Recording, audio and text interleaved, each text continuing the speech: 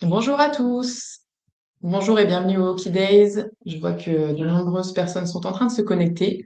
En attendant que tout le monde se connecte, on va se présenter. Donc aujourd'hui, vous êtes sur le lancement, la première thématique des Hockey Days, la première des 10 thématiques sur les 3 prochains jours. Les 7 erreurs douanières qui coûtent cher avec Florence Dubus, que je laisserai se présenter tout à l'heure. Donc moi, je m'appelle Hélène Durier, je suis directrice marketing chez Customs Bridge et on organise les Hockey Days en partenariat avec Sogет. Sogет et Customs Bridge qui développent une solution Hockey Duty, une solution douanière dont on vous parlera un petit peu plus tard.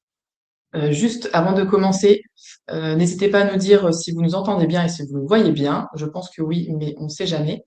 Et petit rappel, vous avez tout en haut à droite de votre écran le chat pour poser vos questions.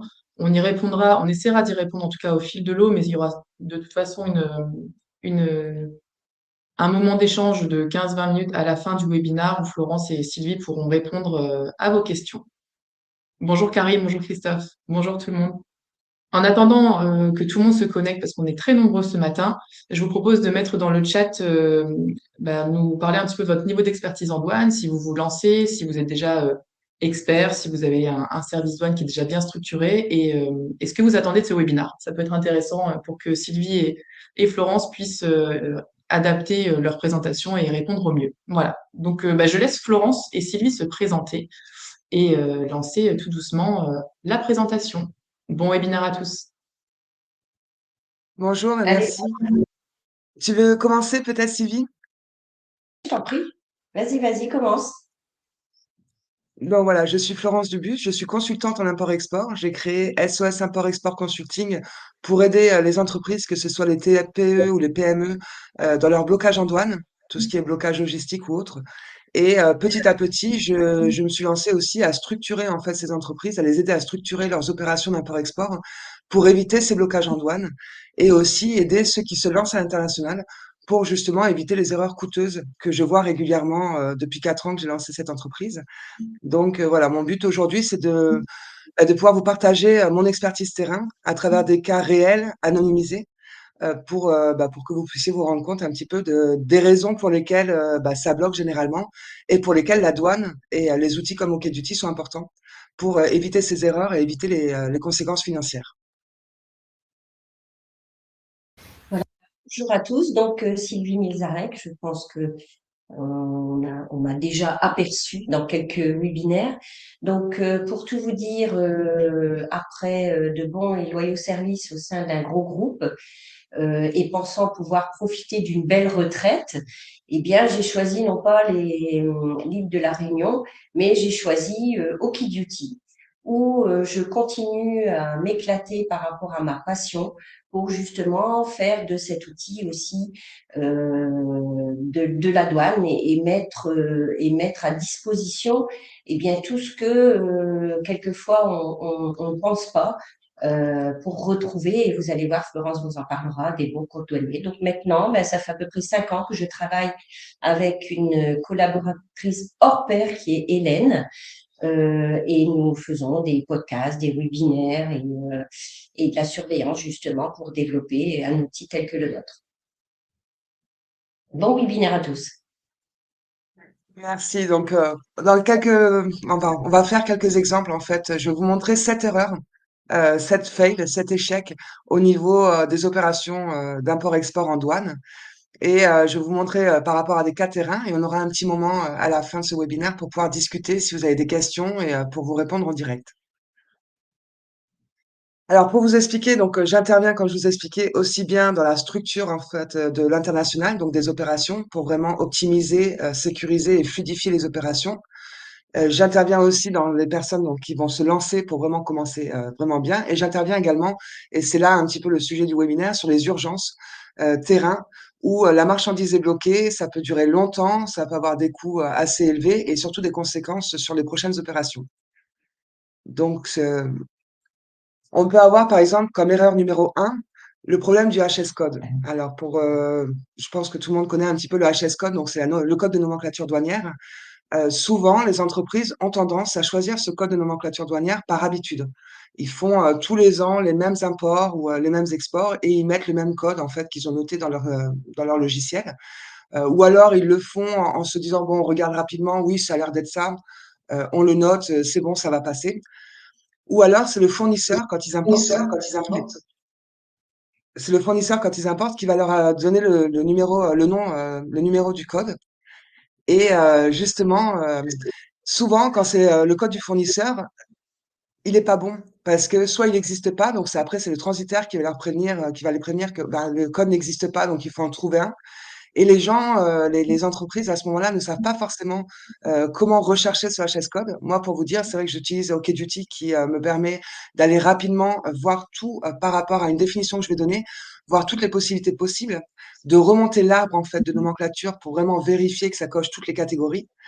Et ça va me permettre aussi de justifier au niveau de la douane et au niveau de mes clients pourquoi j'ai choisi ce HS code.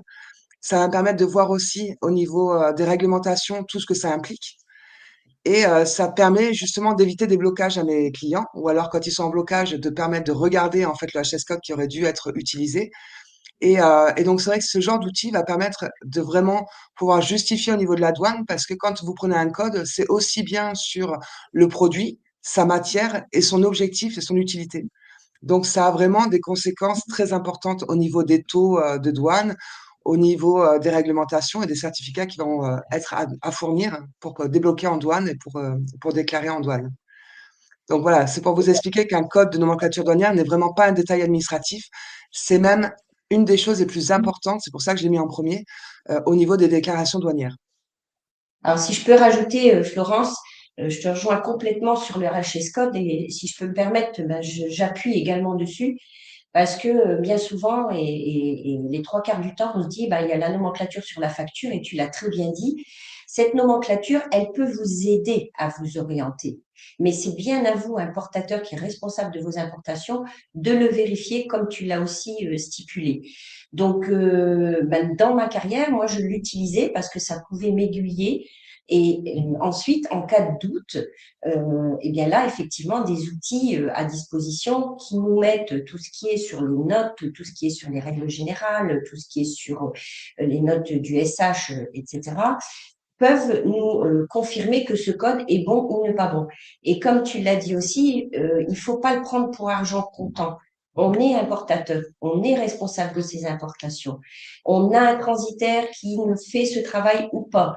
Eh bien, lui, il connaît pas votre produit. C'est vous qui connaissez ce produit, c'est vous qui savez comment il est conçu et c'est vous qui avez les cartes en main pour avoir toutes les infos que la douane met à disposition pour pouvoir trouver ce bon HS code. D'ailleurs, si vous avez des doutes, vous faites des demandes de RTC, renseignement tarifaire contraignant, eh bien la douane vous demandera tous ces éléments et c'est vous qui les possédez. Donc attention, ne prenez pas, j'ai bien aimé ta remarque aussi, sur des codes qui sont mis dans un tableau Excel et qui sont mis là pendant 10 ans. Non, ils bougent, ils évoluent tous les ans, ils changent.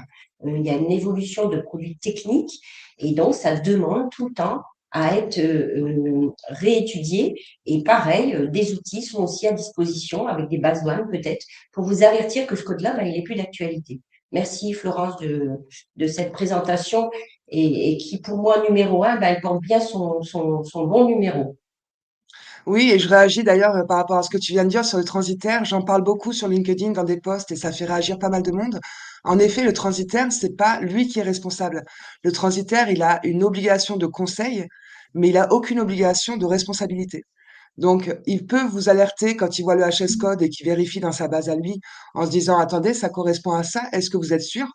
Mais si jamais vous restez sur ce code-là et que vous êtes mis en investigation douanière, hein, si vous avez une inspection douanière derrière, et ben, c'est vous qui êtes responsable et ce sera à vous de justifier. Le transitaire, lui, il sera toujours légal et droit dans ses bottes face à la douane. C'est son objectif premier. Donc, il peut être très honnête avec vous et vous prévenir, mais c'est pas à lui de choisir le HS code. Et d'ailleurs, justement, on en parle ici. Pourquoi ça devient un problème? Parce que justement, la douane parle régulièrement de droit erroné. Ce que j'ai noté ici en droit faux, c'est de penser que la personne est suspecte d'avoir utilisé un code de nomenclature douanière qui soit différent pour justement baisser les droits de douane. Et ça, du coup, c'est une suspicion de fraude. Donc, ça peut vous amener à devoir vous justifier et ça peut vous amener à avoir une amende. Donc, vous allez devoir avoir des documents qui sont cohérents, que ce soit aussi bien la facture, la packing list, la fiche produit, tout ce qui est la valeur en fait de votre produit doit être repris et doit être la même sur tous ces documents-là et forcément correspondre surtout la description de la marchandise au code de nomenclature douanière que vous aurez choisi. Et donc du coup, voilà, ça peut vous créer des contrôles, des blocages et des redressements, des amendes. Et d'autant plus quand tu parles de RTC, soit quand on peut faire un RTC, moi ça m'est arrivé avec un cas par exemple d'un importateur qui se lançait pour la première fois à importer des mini Jeeps. Il savait pas trop, il commençait en fait, hein, il a repris ce que faisait l'ancien propriétaire de l'activité, à qui il avait racheté l'activité. Et il ne savait pas du tout vraiment ce qu'il faisait, donc il a repris tout ce qu'il y avait sur les papiers, sauf que l'entreprise avait fermé pendant 3 ans et donc il a réutilisé le même fournisseur, il a tout fait tout seul, jusqu'au moment où son transitaire, l'a appelé pour lui dire que, bah, le HS code était faux, que les documents ne correspondaient pas, qu'il fallait gérer avec son fournisseur chinois pour, avoir les bons documents et là, c'est la marchandise a été bloquée en douane pendant 2 semaines et le transitaire ne répondait plus parce qu'à un moment donné, le transitaire essaie de vous avertir qu'il y a des choses qui vont se passer. Mais bon, il a d'autres dossiers à gérer et forcément, il y a des choses qu'il va laisser un peu de côté. Et c'est là où il a eu derrière beaucoup de frais. Et donc, le HS code ne correspondait pas. Il a quand même insisté pour rester sur ce HS code-là. Donc, il a choisi un HS code qui correspondait à des véhicules pour transporter 9 personnes. Et forcément, ce HS code a induit du coup des droits d'antidumping. Donc, il en a eu pour sa marchandise, valeur totale de 13 000 euros. Il a eu pour 6 000 euros de droits antidumping et de taxes, alors qu'il aurait pu en avoir pour 1 000 et quelques euros. Donc, ça lui a coûté très cher. Et même si on a fait un RTC après, c'est trop tard. Le RTC, ça se fait environ 3 mois en amont, parce que c'est pas rétroactif. Donc voilà, c'est une chose, je pense, qui est importante. Et donc voilà, c'est pour ça que j'insistais aussi sur le fait de vous dire que la douane, elle vérifie la cohérence, mais pas l'intention.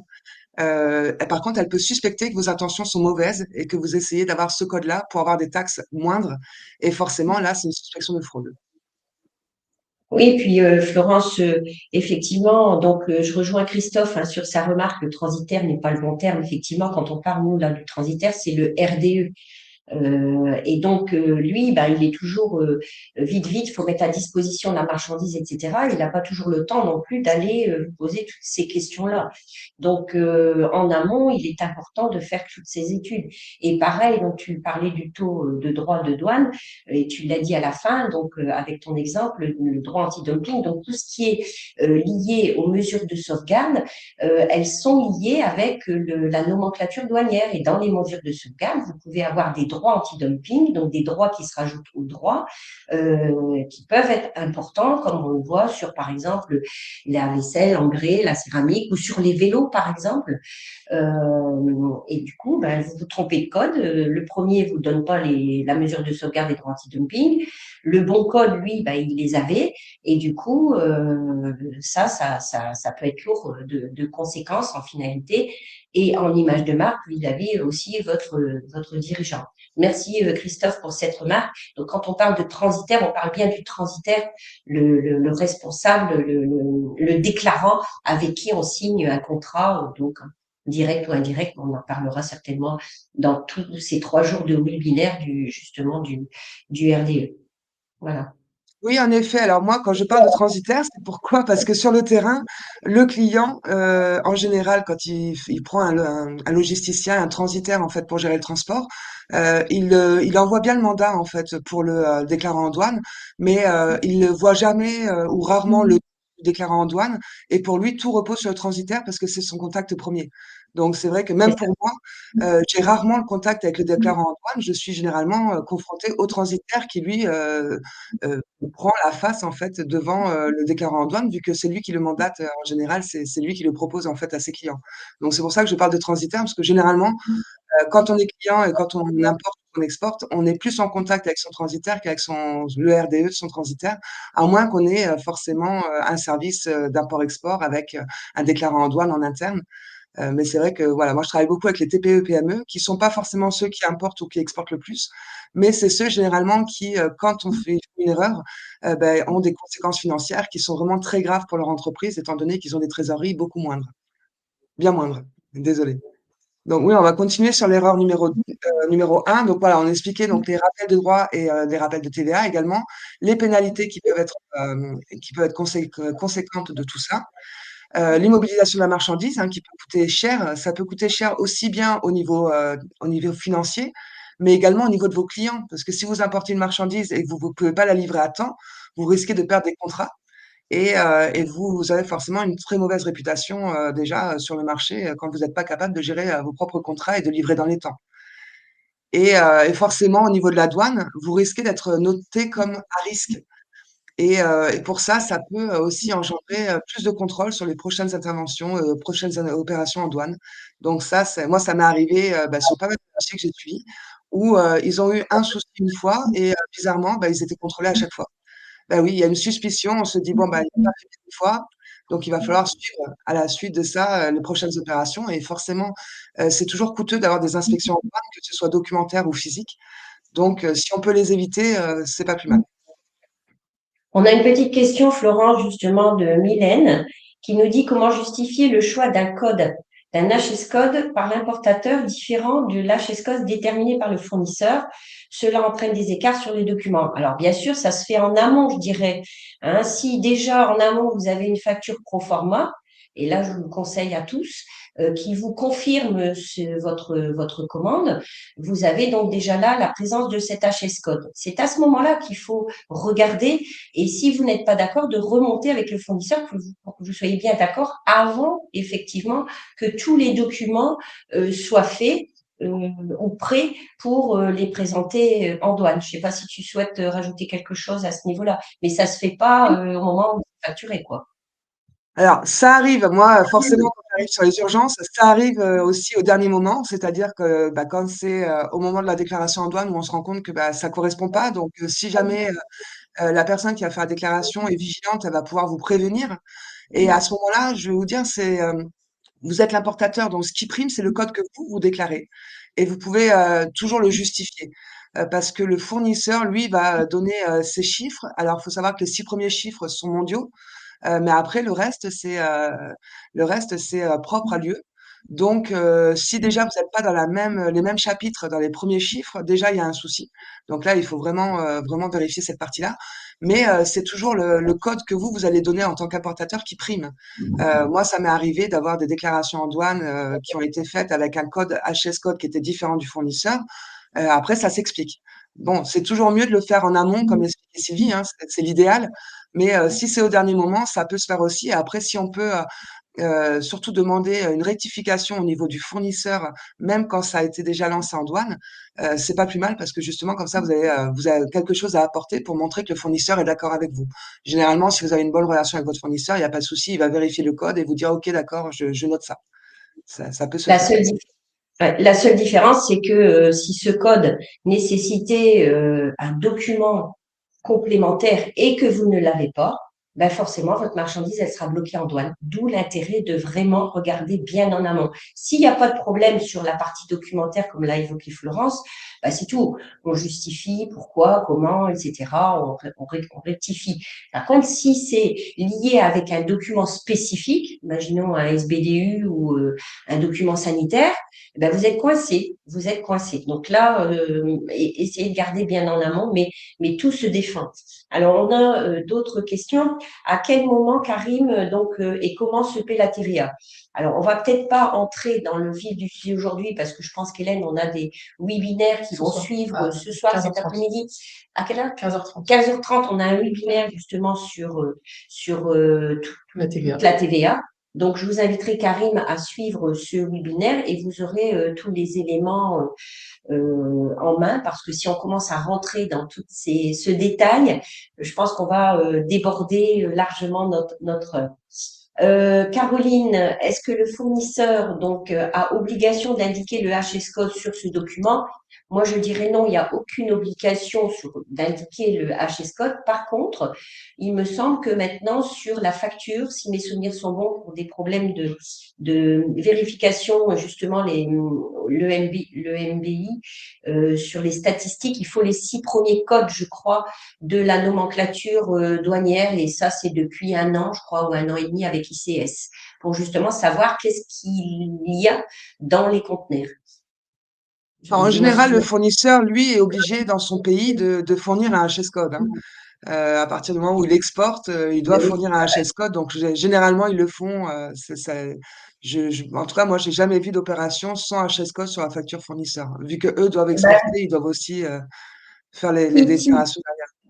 il peut en avoir, généralement, ils y sont, mais je pense que maintenant, c'est même une obligation par rapport à ICS au moment des enregistrements de données, parce que justement, il y a un contrôle qui se fait pour voir un peu dans quel chapitre, quel type de marchandises, voilà, tout ça, c'est contrôlé. Donc, c'est devenu une obligation depuis un an et demi, mais ça ne l'était pas de mon temps de mettre le HS code sur la facture.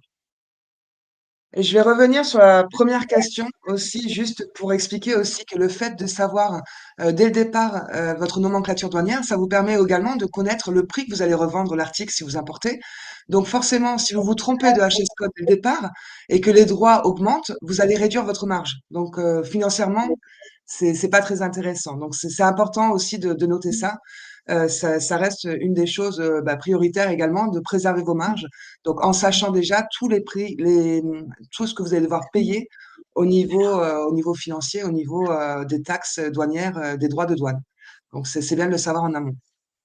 Ah, Sylvie est revenue, on va continuer, on va partir sur l'erreur numéro 2. Une Oui. petite question encore, on va essayer de répondre dès qu'on peut par rapport à la slide, si c'est possible. On a Philippe qui nous demande si tous les HS codes sont les mêmes dans le monde entier ou bien différents selon les zones. Il faut savoir qu'un HS code, donc c'est 10 chiffres, les 6 premiers sont mondiaux. Ensuite, c'est communautaire, les 8. Et ensuite, les 10, c'est pour la déclaration au niveau national. Mais les 6 premiers chiffres, théoriquement, on parle tous le même langage. Dis-moi si je me trompe, Florence, mais pour Oui, moi, c'est c'est ça. ça. D'ailleurs, les deux premiers vont vous donner le chapitre. Donc déjà, si les deux premiers sont pas les mêmes, c'est qu'il y a un souci. Ça m'est arrivé, par exemple, sur le cas des trottinettes électriques, pardon. On avait, alors je saurais plus vous dire, j'ai pas envie de vous donner un chiffre au hasard, mais les deux premiers peuvent correspondre soit à un jouet, à partir du moment où la trottinette électrique est pour les enfants, à partir d'un certain, aussi par rapport à l'allure et par rapport à la batterie, à la puissance en fait de la trottinette électrique. Et de l'autre côté, bah, si on a un jouet, de l'autre côté, c'était la partie mobilité en fait, hein. Donc c'était tout ce qui était moyen de déplacement. Je saurais plus vous dire le nom du chapitre exact, mais du coup voilà, si vous êtes déjà dès le départ pas sur le même, les deux premiers numéros sont pas les mêmes entre vous et votre fournisseur, là ça peut être des droits de douane qui vont être très très différents. Donc c'est important de connaître ça et de vérifier dès le départ. Alors oui, si on peut avoir une règle simple, c'est un produit, c'est un quand vous avez chaque produit dans votre entreprise doit doit avoir un code de nomenclature douanière qui est justifié avec, si possible, une fiche où vous notez votre description claire du produit que vous pouvez d'ailleurs transmettre à votre déclarant en douane ou à votre transitaire quand vous exportez ou quand vous importez. Il faut avoir une justification écrite de quelques lignes, juste pour expliquer ben, déjà toutes les spécificités techniques, le but, donc l'utilité en fait de votre produit, vous pouvez préciser des sources claires comme OkDuty par exemple, hein. Moi, c'est ce que j'ai comme source. Toujours, ce sera OkDuty parce que je vais pouvoir justifier mon arbre en fait de nomenclature douanière. Donc, je sais que je me repose sur quelque chose qui est à jour et qui est reconnu. Et toujours valider forcément votre produit et votre nomenclature douanière avant de confirmer une commande pour un de vos clients, ce qui vous permet, donc, comme je vous disais tout à l'heure, d'éviter de casser vos marges, en fait, de réduire vos marges par rapport à des erreurs ensuite de HS code et de droit qui pourraient réduire vos marges. Et donc, comme on le disait tout à l'heure, on en a bien parlé aussi, donc de refaire un RTC. Donc, RTC, c'est un régime, pardon, Renseignement. un renseignement, excuse-moi, un renseignement de tarifs contraignants qui va vous permettre de vérifier auprès de la douane en justifiant, en donnant toute la précision sur votre produit, Et en justifiant, vous pouvez souvent justifier par rapport à des RTC qui ont été faites auparavant. Vous pouvez les trouver aussi sur OkDuty. Et ça vous permet vraiment de pouvoir justifier auprès des douanes pourquoi vous choisissez et vous pensez à ce code-là. Et la douane vous confirmera sous 3 ou 4 mois de sa décision par rapport à votre produit. Et c'est valable 2 à 3 ans. Je crois que c'est 3 ans. Tu me confirmeras, Sylvie, j'ai un doute. Oui, Trois Ouais, ans. c'est 3 ans. oui, c'est Voilà. ça. Donc, c'est valable 3 ans. Donc, une fois que vous avez ça, vous pouvez vous reposer dessus pour chaque déclaration en douane. Et voilà, c'est toujours important. Et essayer en plus du description du produit d'avoir la fiche technique. On a beaucoup de nomenclatures, notamment dans le 85, d'appareils qui nécessitent d'avoir des fiches techniques pour pouvoir classer vos produits. Une simple description d'un TV noir et blanc, ça suffira pas. Et si vous voulez faire un RTC, vous aurez intérêt à joindre cette fiche technique et un détail parce que votre RTC ne mettra pas 15 jours pour venir. Il prendra les 120 jours, je crois, à peu près, éventuels de retour, sans compter les aléas des questions, réponses à demander à l'opérateur. Donc, plus vous avez d'informations descriptives du produit, plus fiche technique, mieux, et même parfois fabrication du produit. Peut-être des petites Une vidéos, photo? des fois, Oui. notamment sur de la chaussure avec un dessous textile, par exemple. Des choses très spécifiques. Donc, merci Florence aussi pour avoir appuyé sur cette partie-là et je confirme, pour l'avoir vécu. Pareil. Alors, du coup, on passe à l'erreur numéro 2. Donc, celle-ci, elle va aller un petit peu plus vite.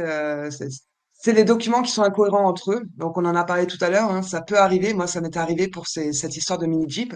Vous pouvez avoir une facture et une packing list qui sont différentes, que ce soit au niveau des quantités, au niveau de la description de la marchandise, avoir le BL aussi qui sera différent et encore différent de la déclaration. Et ça, forcément, quand c'est incohérent, la douane, elle apprécie pas beaucoup parce que ça lui met le doute. Elle se dit, mais à quel moment on a essayé de modifier les documents ou pourquoi c'est pas, tout n'est pas cohérent, il y a forcément un problème. Donc, chaque document peut paraître juste, mais ensemble, bah, ils peuvent ne pas paraître cohérents. Souvent, ça m'est arrivé, moi, sur des factures et des packing lists. Alors, j'avais par exemple pour un client 2 factures différentes, une facture de produits et une facture de pièces pour ses produits. Et les 2 factures étaient correctes, sauf qu'en fait, quand le fournisseur avait mélangé les deux en une seule facture, bah, ça correspondait pas au niveau du montant total. Donc là, ça bloque. C'est des petites choses comme ça qui peuvent bloquer en douane et qui peuvent vous faire perdre du temps pour pas grand-chose finalement. Donc c'est pas plus mal de prévoir, en fait, d'anticiper et de toujours vérifier la cohérence de vos documents avant même une déclaration en douane ou avant même l'export ou l'import de vos produits. Donc voilà, c'est ce que je vous ai expliqué. Donc des descriptions qui sont différentes, des quantités ou des poids qui sont pas cohérents, une valeur qui ne colle pas entre plusieurs factures et forcément les codes à nouveau de nomenclature douanière et l'origine qui sont pas forcément alignés.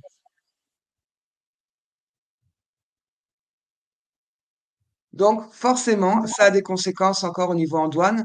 Donc quand ça tient pas, on a toujours une suspicion de fraude, un contrôle qui peut être aussi bien un contrôle documentaire ou alors un contrôle physique où là forcément les conséquences sont encore plus graves. L'immobilisation de la marchandise, et ça a un coût. Ça a un coût au niveau de vos clients, mais ça a un coût au niveau pécunier également. Et des retards et forcément donc les frais, y compris toutes les amendes. On n'en parle pas beaucoup. On parle de saisie, ces choses-là, mais on voit toujours ça comme ça arrive qu'aux autres. Rassurez-vous, enfin, je sais pas si ça vous rassure, mais en tout cas, ça n'arrive pas qu'aux autres. C'est quelque chose les gens n'en parlent pas beaucoup parce qu'il y a vraiment, il y a pas grand monde qui va parler vraiment des cas terrain parce que bah, souvent, ça met mal à l'aise, c'est embêtant, mais c'est la réalité. Pour vous dire, moi, c'est ce que je vois tous les jours. Et je me dis qu'il y a beaucoup de choses qui auraient pu être évitées en fait en faisant des choses comme là, on est en train de faire, hein, de vous expliquer tout ça. C'est vraiment important en fait de connaître toutes ces choses-là pour éviter des erreurs communes qui vous font perdre de la marge, qui vous font perdre pas mal d'argent. C'est toujours compliqué. Alors, j'ai perdu le slide, il va revenir. On va passer à l'erreur suivante. Donc forcément, donc on expliquait donc une règle simple, donc il faut toujours avoir une source unique de données, comme on vous expliquait, une fiche produit avec toute la partie technique, toutes les informations dessus, et relire de façon croisée systématiquement avant l'expédition tous vos documents. Comme ça, vous êtes sûr qu'ils racontent tous la même histoire et qu'on peut s'en sortir au niveau de la douane pour défendre le sujet. On va passer à l'erreur numéro 3. Donc c'est souvent les réglementations qui ne sont pas vérifiées. C'est-à-dire que le produit C'est autre chose. Enfin, il dépend en fait du flux et il dépend aussi du pays. C'est-à-dire que quand vous avez un produit, vous choisissez donc le HS code qui lui convient. Vous faites toutes les parties documents, factures, packing list. Il reste encore bien en amont à vérifier également les réglementations qui touchent au produit. C'est ce que mettait le point dessus tout à l'heure, Sylvie. Chaque produit euh, peut avoir des réglementations et qui sont propres au pays.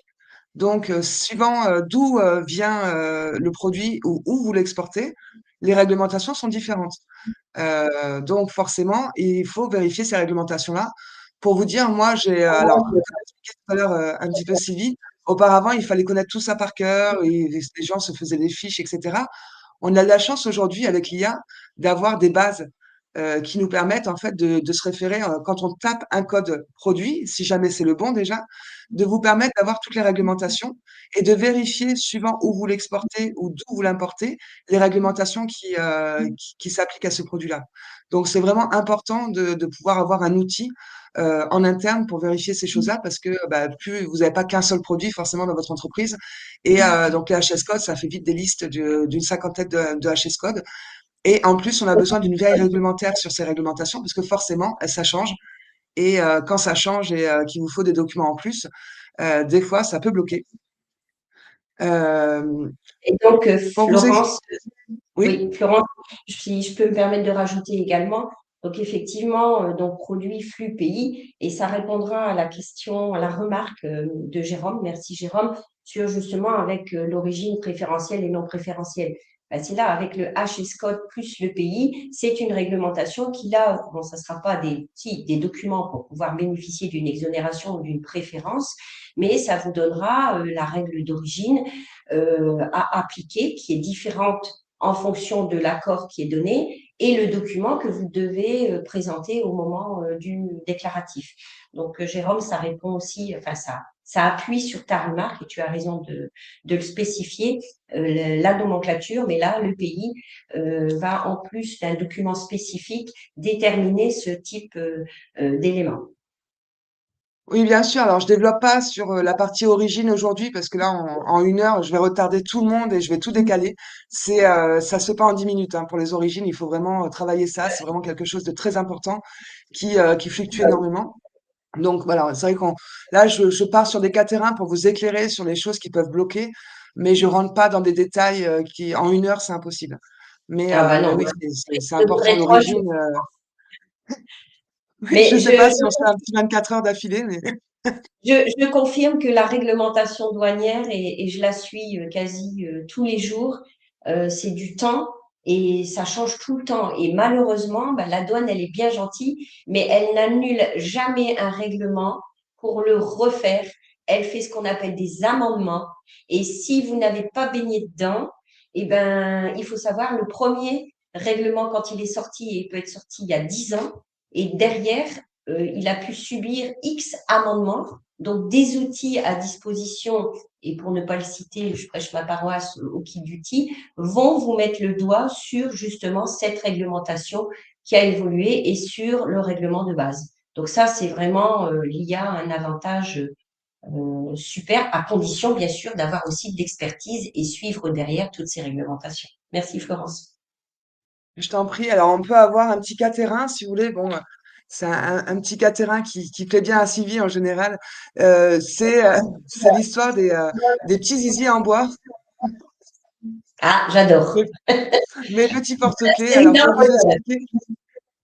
pour vous expliquer pourquoi la réglementation est importante, justement, je vais vous donner le cas en vous le faisant assez rapidement, parce que je vois le temps qui passe, on est qu'au troisième.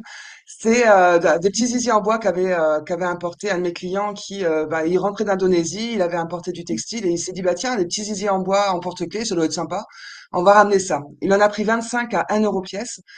Il les a mis dans le container hein, et c'est passé en douane. Donc, forcément, en douane, ils ont remarqué ça. On les avait notés sur la packing list, tout avait été noté, il n'y a pas de souci là-dessus, sur les documents. Par contre, ce qu'on n'avait pas prévu, c'est que ces petits zizi étaient en bois d'Indonésie, et que pour tout ce qui est réglementation de déforestation et pour l'écologie mondiale, il y a une réglementation sur le bois en provenance d'Indonésie, comme quoi il faut un certificat FLECT euh, pour, euh, pour justifier que le bois ne vient pas de ces forêts qui sont protégées. Donc, on a demandé au fournisseur d'obtenir ce certificat. Le fournisseur ne savait même pas d'où venait le bois parce que lui-même avait importé ces petits zizi sculptés en bois.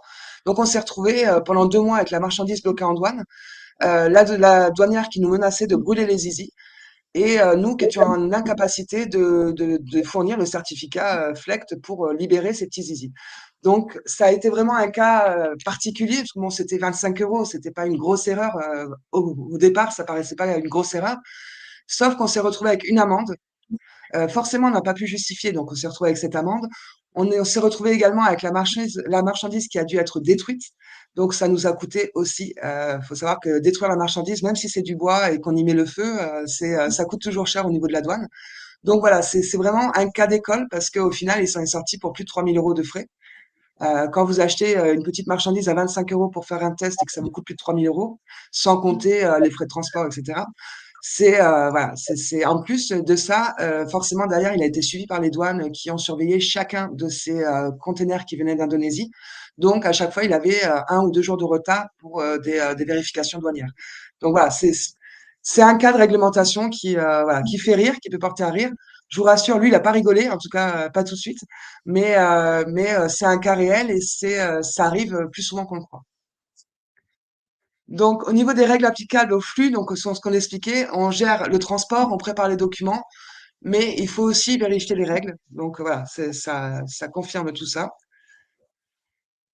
Et on va continuer sur le fait que voilà, forcément la douane applique des réglementations, donc d'environnement, comme le cas que je viens de vous donner, de sécurité, de santé et de politique commerciale. Parce que les douanes, en fait, elles sont là pour nous protéger. Il y a, quand vous avez la douane qui bloque quelque chose, que ce soit alimentaire ou autre, c'est pour protéger la santé des personnes de l'Union européenne ou les Français. C'est des choses qui sont là, qui sont utiles, qui sont importantes pour se protéger. Même si c'est vrai que c'est pas toujours confortable et que c'est toujours un peu compliqué en fait, parce que c'est beaucoup de réglementations, c'est beaucoup de choses un peu compliquées. Forcément, ça rend pas les choses simples, mais c'est quelque chose d'utile. Donc voilà, on n'est pas là pour casser du sucre sur la douane, parce que la douane, au final, elle est vraiment utile à tout le monde. Donc le mieux, c'est juste de bien connaître, de comprendre et de pouvoir anticiper pour éviter tous ces problèmes-là. Donc voilà, j'avais fait un petit, alors je ne vais même pas vous le lire, hein, je vous le dis rapidement, voilà, j'avais fait un petit peu que vous pouvez voir là, une petite slide en fait pour vous expliquer au niveau environnement tout ce qui peut exister, au niveau sécurité et substance, au niveau santé et sanitaire et au niveau de la politique commerciale et des contrôles. Je peux pas développer tout ça parce qu'on n'aura jamais le temps, donc je vais passer à la suite, mais voilà, ça reste quelque chose d'important et il faut vraiment s'y renseigner et avoir un bon outil pour pouvoir vérifier tout ça. Donc surtout, avant la production ou avant l'expédition, vérifiez toujours quelles règles s'appliquent au produit et dans ce flux précis par rapport au pays d'import ou d'export. C'est vraiment important. Voilà, je vous ai mis également, donc on va passer à l'erreur numéro 4. Donc celle que j'en parlais un petit peu tout à l'heure, mon transitaire ou mon RDE, comme on veut, gère. Il y a beaucoup d'entreprises qui vont penser, bon bah c'est bon, moi j'ai trouvé mon fournisseur, j'ai payé la commande, c'est parti, j'ai mon transport. Je suis tranquille, j'ai plus qu'à attendre, il va rien se passer. En fait, non. C'est pas le transitaire, comme je vous ai expliqué, il est là, il vous accompagne, il vous explique, il vous conseille également sur le transport, sur les documents, il va, si jamais il voit quelque chose qui a l'air pas très logique ou qui lui va le réveiller un petit peu un doute, il peut vous conseiller ou il peut vous faire la remarque. Moi, j'en connais un, par exemple, j'ai un transitaire avec qui je travaille régulièrement pour des urgences. Souvent, mes clients le trouvent un petit peu compliqué parce que il a toujours un truc à dire et puis bon, ça passe jamais. Ben oui, mais en attendant, il est super professionnel et moi, je préfère ça. Je préfère avoir quelqu'un en face de moi qui me dit, oh, oh, oh, c'est bien, mais là, tu crois que t'es bien, mais là, ça va pas. Il y a un truc, il y a un truc qui cloche et il faut vraiment que tu fasses quelque chose. Je préfère quelqu'un comme ça plutôt que quelqu'un qui me dit rien, tout va bien, et d'un seul coup, je me retrouve avec une inspection en douane, etc. Donc voilà, c'est important de trouver un bon transitaire, des bons partenaires, que ce soit aussi bien pour le déclarant en douane, de trouver quelqu'un qui va vraiment être honnête avec vous et qui va vous dire les choses. Ça fait pas toujours plaisir, mais au moins c'est complet. Vous savez où vous allez et vous n'avez pas de surprise. Ou en tout cas, vous en avez moins. Donc voilà, j'ai expliqué un petit peu le réel. Le transitaire, oui, il organise le transport. Il exécute les formalités ou il fait exécuter les formalités par son déclarant en douane et il déclare à partir des informations qui sont reçues. Par contre, il n'est pas responsable. C'est-à-dire que c'est pas lui qui fait les choix. Il ne définit pas la stratégie douanière, donc il choisit pas le HS code, il choisit pas le régime sous lequel vous déclarez. C'est pas à lui de choisir tout ça, c'est toujours sous votre commandement. Il n'est pas non plus là pour garantir la conformité du produit. Ça, c'est votre rôle, c'est vous qui connaissez votre produit, c'est à vous de fournir tout ce qu'il faut, que ce soit les certificats, les descriptions techniques, etc., les photos, voire vidéo, comme je vous ai expliqué tout à l'heure. C'est vraiment à vous, vous êtes responsable. Et c'est pas lui non plus qui va assumer forcément la responsabilité légale. Donc, s'il y a quelque chose à payer, s'il y a des frais, s'il y a de la justice derrière, c'est vous qui êtes responsable. Là-dessus, je vais réagir par rapport au BDU. Donc, le BDU, c'est ce qu'on appelle les biens à double usage. Donc, ce sont des biens qui sont souvent technologiques que vous pouvez utiliser, qui peuvent être utilisés à des fins militaires. C'est-à-dire qu'aujourd'hui, vous fabriquez des choses en France qui sont sympas pour de la robotique ou autre. Et peut-être que demain, si on est parti sur de la guerre ou autre, ça peut être des choses qui peuvent être utilisées contre nous. Et bah, ce serait dommage. Donc c'est pour ça qu'on a le bureau des biens à double usage qui sont là justement pour vérifier tout ça, pour contrôler en fait que en France, on n'utilise pas notre technologie pour l'utiliser pour la guerre et tout ce qui est militaire. Donc ça, par exemple, le BDU, ça peut avoir des conséquences pénales. Parce que quand vous déclarez au nom d'une entité, et l'entité, donc c'est la personne morale de l'entreprise, qui est souvent la personne physique, sous sa carte d'identité. Et s'il y a quoi que ce soit ou des conséquences là-dessus, c'est cette personne-là qui risque d'aller soit en prison ou d'avoir une amende personnelle. Donc voilà, c'est pas des choses sympas, on n'en parle pas beaucoup, mais en tout cas, ça peut avoir des conséquences énormes. Et pas simplement, ça s'arrête pas juste à l'entreprise. Donc voilà, ça en fait partie. Je vais pas aller trop là-dessus parce que bon, on en est qu'à la quatrième et je vais accélérer un petit peu.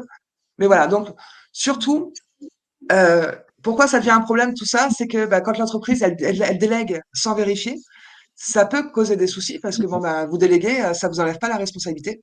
Elle transmet des informations qui sont pas complètes ou qui sont erronées où elle découvre les règles trop tard. Donc, du coup, la déclaration, elle est fragile. La douane se retourne contre l'importateur et le transitaire, lui, reste un intermédiaire et n'est pas responsable.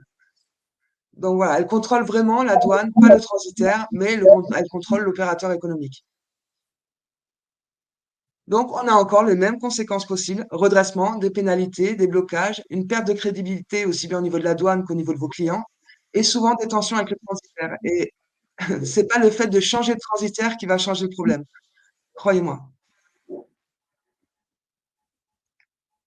Donc voilà, on reste sur cette idée de toujours garder en interne une fiche avec tout ce qu'il y a dessus. Et alors, soit une fiche, ou aujourd'hui, on est quand même en 2026, on peut avoir aussi une veille numérique en fait de tout ça, avec un bon outil pour vérifier que tout est OK et que les réglementations ne changent pas ou n'ont pas changé. On va passer sur l'erreur numéro 5. Alors, souvent, les personnes qui importent ou qui exportent n'ont pas vraiment de vision globale de leur import-export. Ils vont gérer un peu au coup par coup. Ils ont toujours fait comme ça, donc ça passe. Bon, j'ai une commande pour aller en Thaïlande.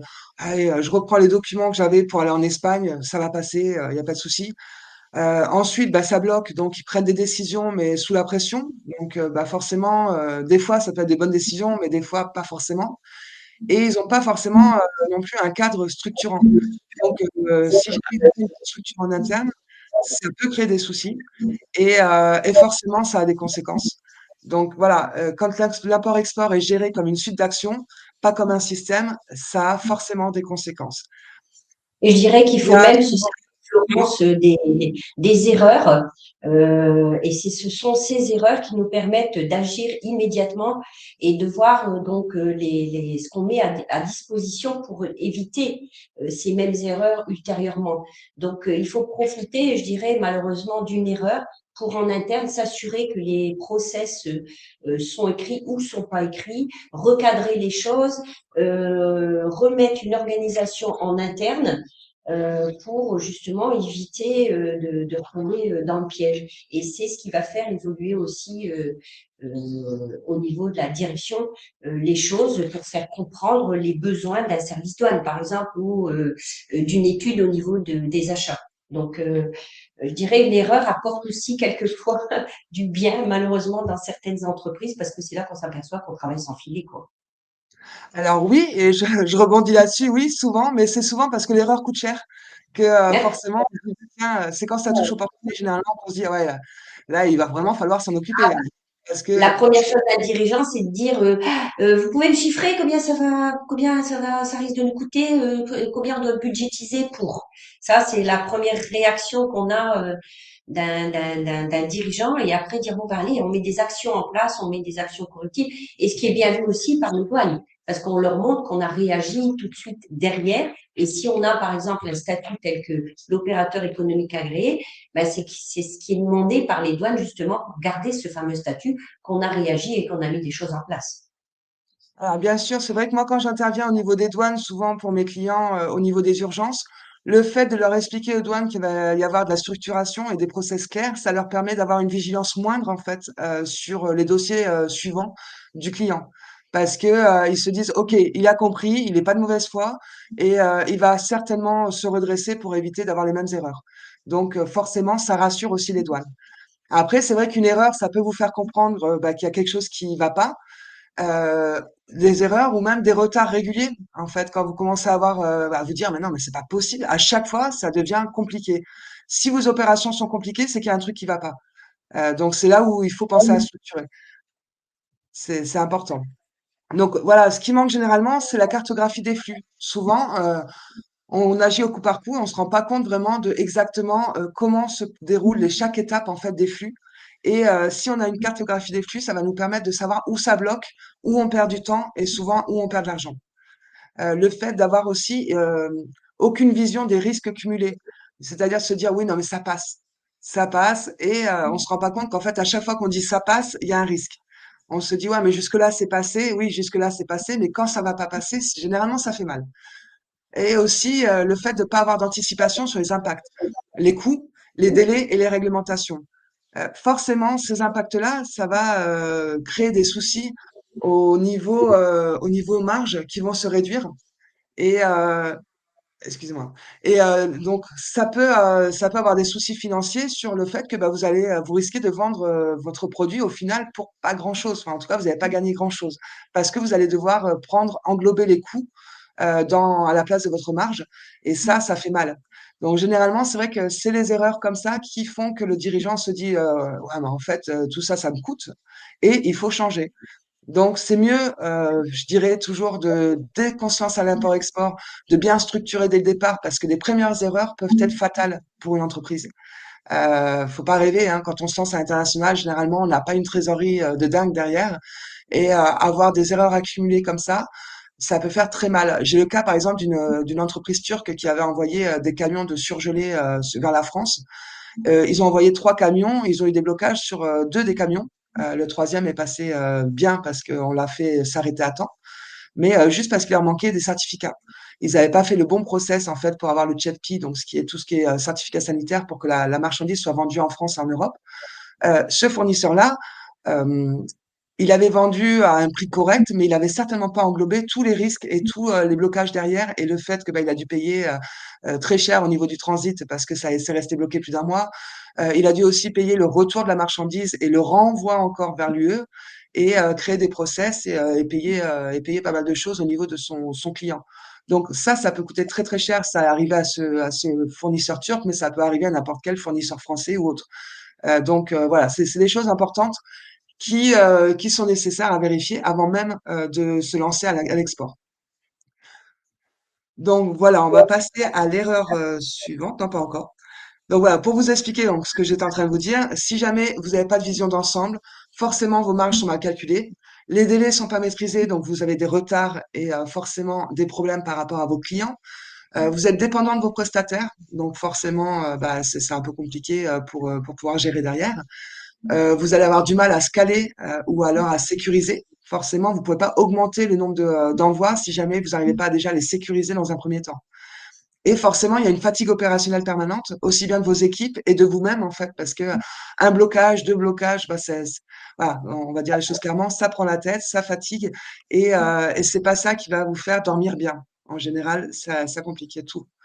Donc voilà, le fait de ne pas avoir de stratégie d'import-export, ça bloque pas forcément tout de suite, mais ça use, ça coûte et ça finit par bloquer à un moment donné. Donc, bien sûr, la bonne approche, ça va être de prendre de la hauteur, d'essayer de faire un petit pas en arrière et de se dire, OK, je visualise tout ça, j'essaye de structurer mes flux, savoir exactement où ça va, comment ça va, à quel moment je fais les documents, à quel moment je cherche le HS code, etc. Et ça me permettra de sécuriser aussi les points critiques, là où généralement on perd du temps, où il y a des risques de blocage. Et on va partir sur une autre erreur, la sixième. Celle-là, on va aller rapidement dessus aussi. C'était pareil, un cas réel anonymisé d'une valeur qui était jugée incohérente. Alors, c'était une entreprise qui importait des chaussures, des tennis. Le prix fournisseur, pour vous donner, était à 4 euros par paire. Et en fait, au niveau, c'était un flux que la personne avait régulièrement. Et un jour, pouf, c'est bloqué en douane. C'est bloqué en douane. Pourquoi? La douane demande en fait d'avoir la réelle facture du fournisseur et de justifier le prix du fournisseur. Ça, là, il y a vraiment, c'est ce qu'on va appeler la suspicion en fait de concurrence déloyale. La douane estime que le prix est vraiment trop bas. Donc, elle vous suspecte soit d'avoir joué avec votre fournisseur à baisser le prix pour payer moins de taxes, moins de droits en douane, ou alors voilà, de pas pouvoir, enfin en tout cas, elle vous demande de justifier le prix des chaussures au prix que vous l'avez payé. Donc il va falloir avoir ici tous les bons de commande, tout le site internet du fournisseur. Il va falloir vraiment pouvoir prouver à la douane tout ce qui est dans vos droits et ce qui va pouvoir aider en fait à justifier le prix auquel vous l'avez payé. Malheureusement, c'est pas forcément, enfin, il y a des choses qui sont pas toujours de votre ressort, mais qui peuvent être arrêtées.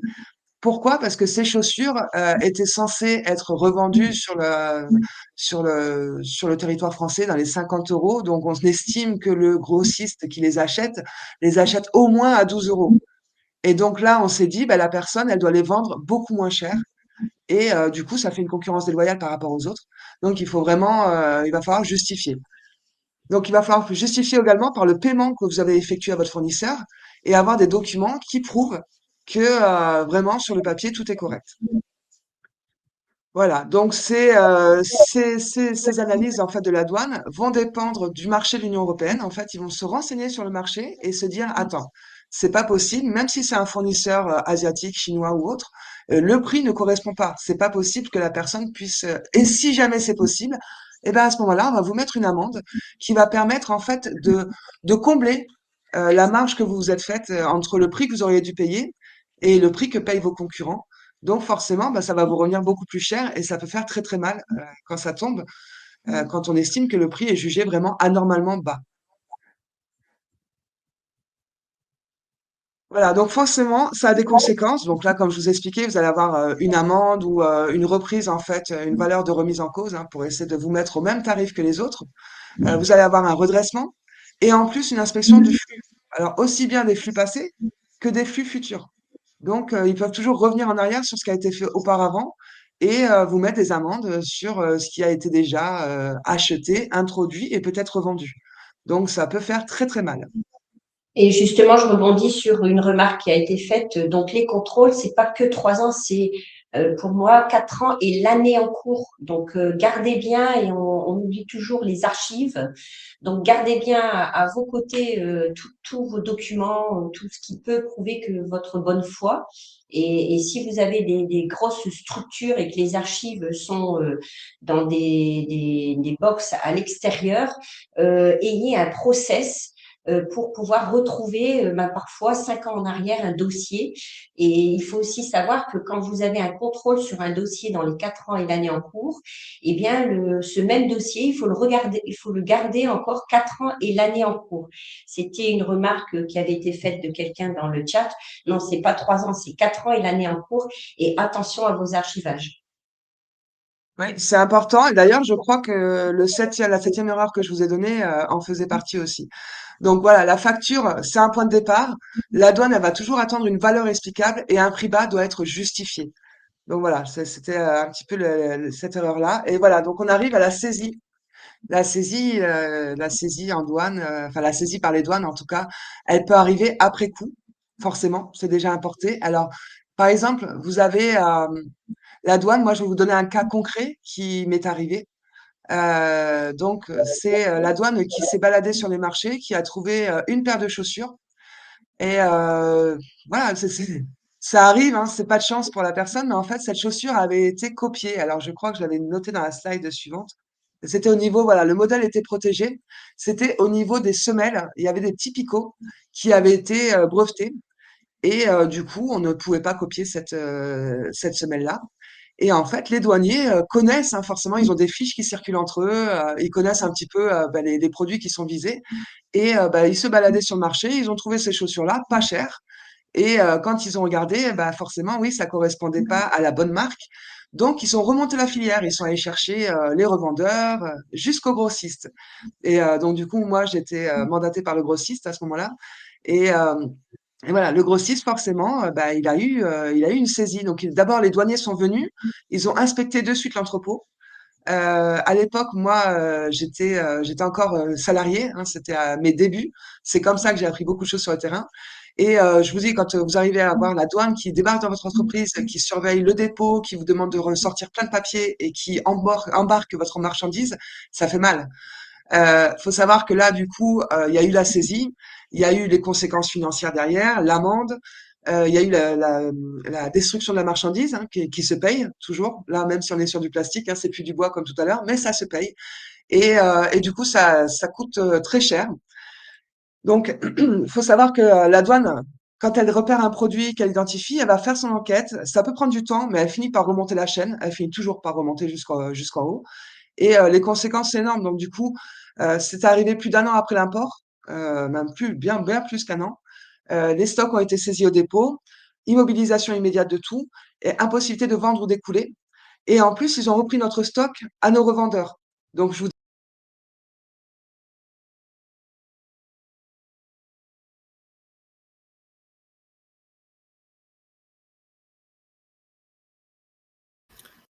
désolé, petite coupure, je reviens.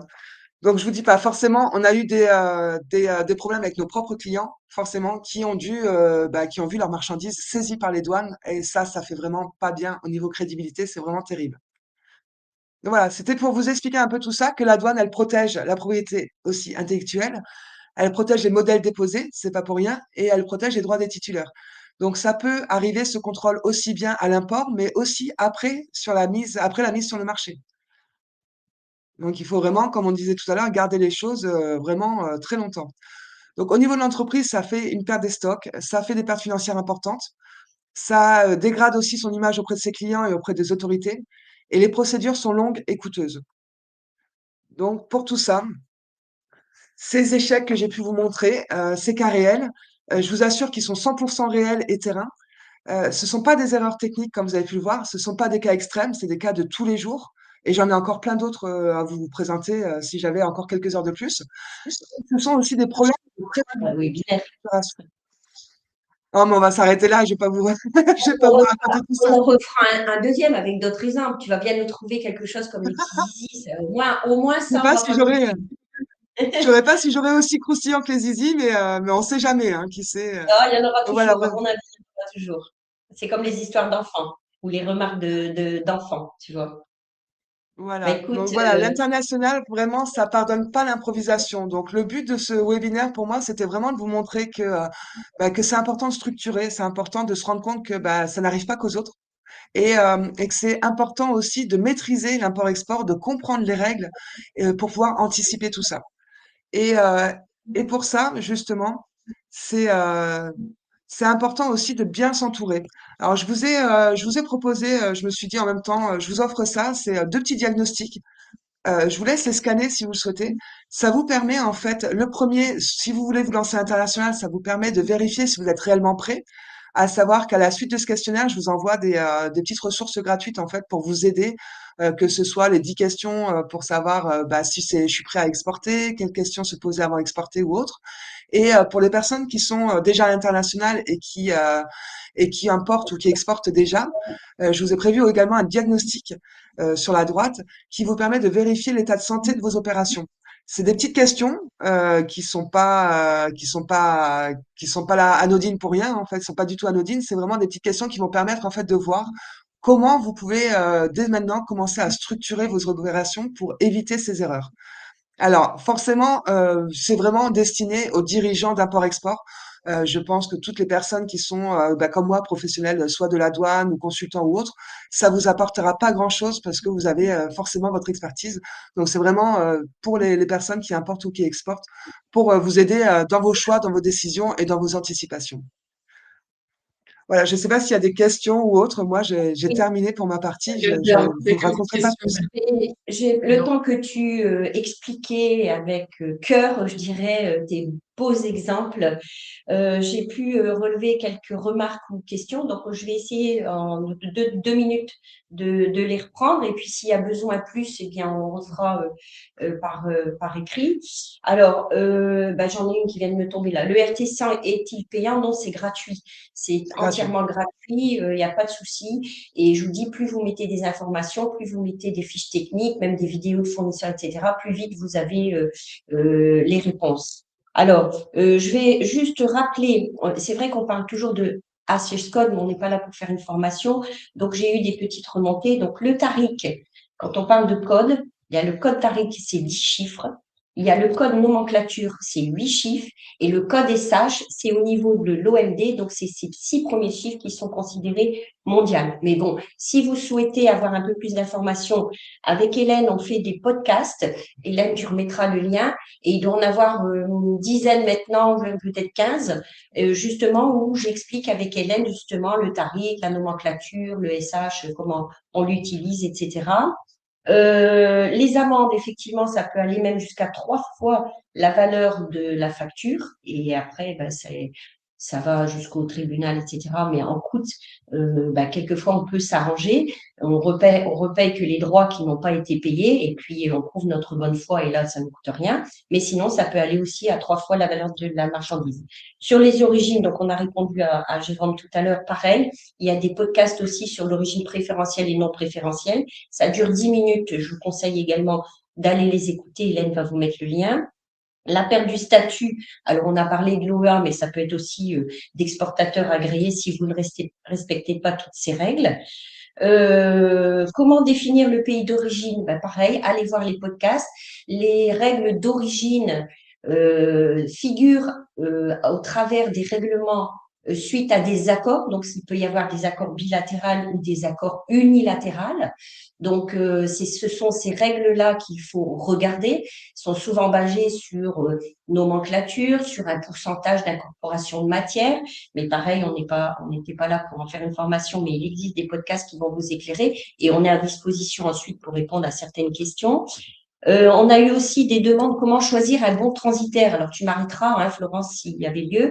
Il faut savoir qu'il y a un document, une règle AFNOR pour choisir son RDE.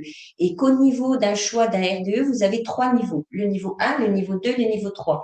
Cette règle, elle date de 2019, donc c'est la règle AFNOR pour le RDE. Je vous conseille d'aller la voir. En fonction de besoins que vous avez dans votre entreprise, vous choisissez niveau 1, niveau 2. Alors, surtout, attention, et là, Florence l'a dit également, les mandats directs ou indirects à signer. Mais derrière ça, c'est bien à vous à faire un complément avec votre service juridique de ce que vous allez apporter à votre transitaire et de ce que vous demandez à votre transitaire. Il faut que les choses soient bien écrites. Mais aujourd'hui, je ne peux pas vous dire tel ou tel transitaire est bon. Tout dépend de contrat et de vos besoins. Kevin, tu avais posé quelque chose sur le Canada, donc on regardera peut-être un peu plus à tête reposée, mais si c'est une histoire de facture, effectivement, la facture conforma, normalement, on l'utilise jamais, c'est surtout la facture réelle, mais on te répondra à part parce qu'il y a un peu plus de recherche là-dessus. Je pense, Hélène, je ne sais pas si j'ai oublié encore quelque chose. Non, je crois. Je Il y a crois pas. Vicky qui demandait où peut-on chercher des RTC existants. Oui, alors les RTC Quantité d'outils. existants, alors, nous avons, hein, on va faire la pub de Oki Duty, nous avons notre outil qui met à disposition tous les RTC qui existent, qui sont traduits dans toutes les langues, qui mettent à disposition la photo, alors peut-être pas sur tous, mais bien souvent, avec un mot-clé en recherche. Voilà, notre outil le fait. Je vais pas prêcher pour d'autres, mais vous pouvez avoir. Et ce qu'il y a bien aussi, c'est que parfois les RTC peuvent changer sur la date de validité. Ben on a l'info et donc on met également s'il est toujours d'actualité ou pas, ou s'il est expiré, mais on le laisse dans l'outil pendant un petit moment pour vous permettre justement de faire une bonne analyse.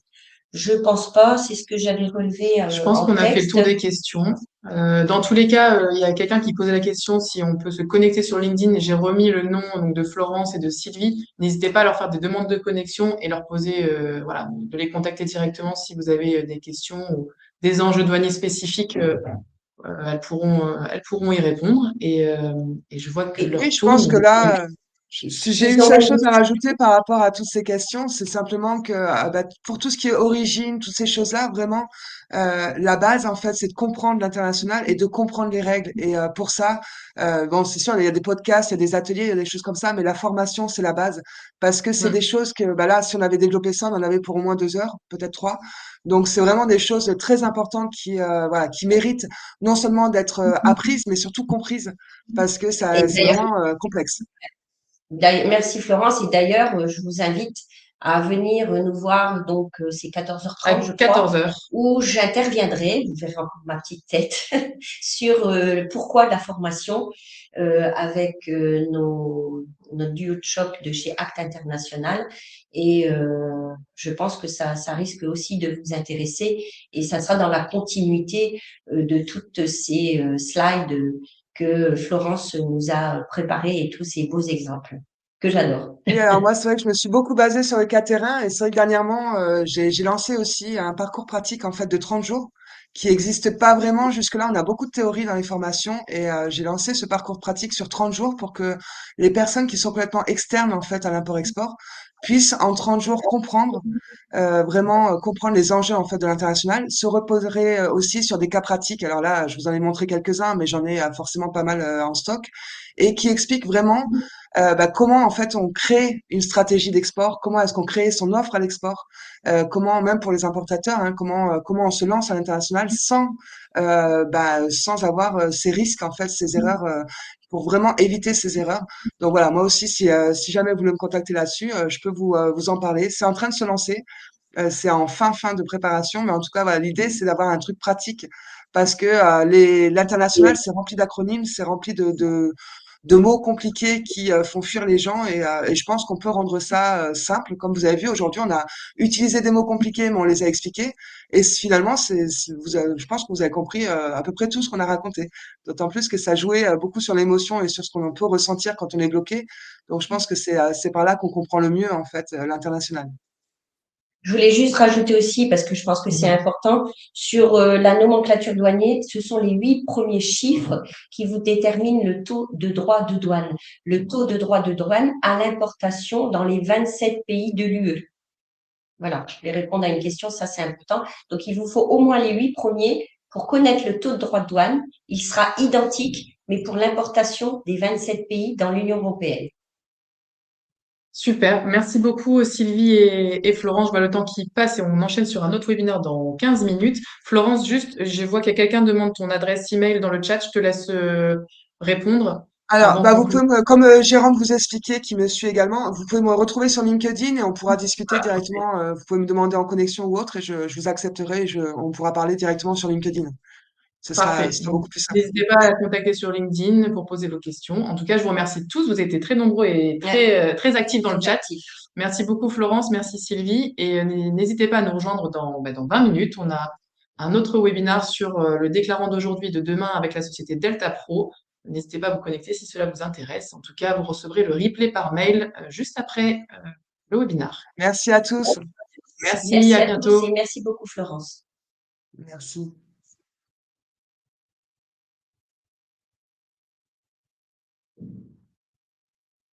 Voilà, ça y est.